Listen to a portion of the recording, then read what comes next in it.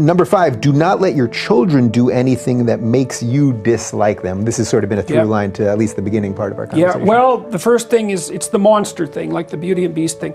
You are not a good guy, and you will take revenge on your children if they misbehave. You think, oh no, I like my children. It's like, other people might not like them. Maybe they don't behave very well, you know, and you think you like them because you're a saint, but you're not. And you will take revenge on those children if they do things that make you dislike them. So you're in the grocery store and you've got a 4-year-old, and the 4-year-old's pretty smart, and checking you out all the time, like poking you and prodding you and seeing what's there, because that's what little kids do. They're not that verbal.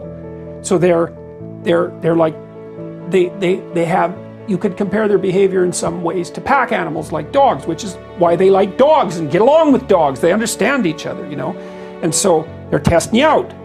So they have a temper tantrum in the store and you don't know what to do about it. What you do, your kid has a temper tantrum in the store, you pick up the child, you go outside with them, you stand them up somewhere and just let them have it. Let them have the temper tantrum. It's like, they'll get sick of it soon enough. Go somewhere boring and dull. Say, well, have at her, man.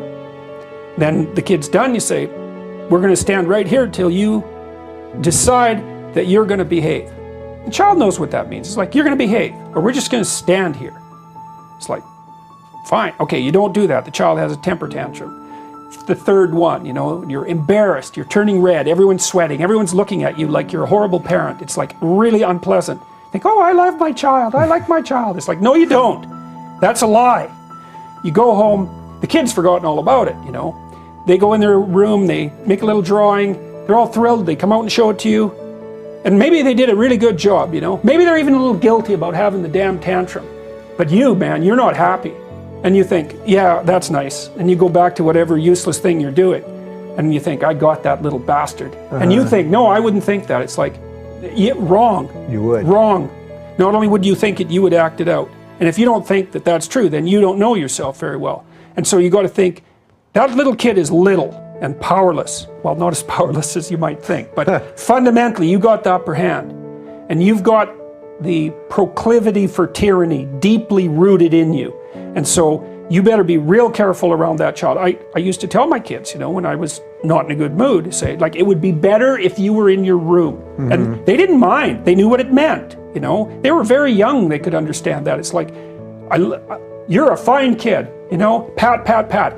I'm not in a good mood. Things are likely to be unpleasant. Why don't you just go play in your room for a while? It's like, away they went. They knew how to play in their room, you know, because I didn't want them being around me when I wasn't going to be a good guy. Yeah.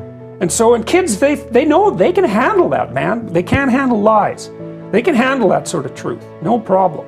And so, like, both my wife and I were very careful. It's like, when we're starting to not be happy with the kids, with one kid or the other, it was time to have a chat and figure out what it was that had gone off the rails and how we were going to fix it so that we were like thrilled to have that kid around.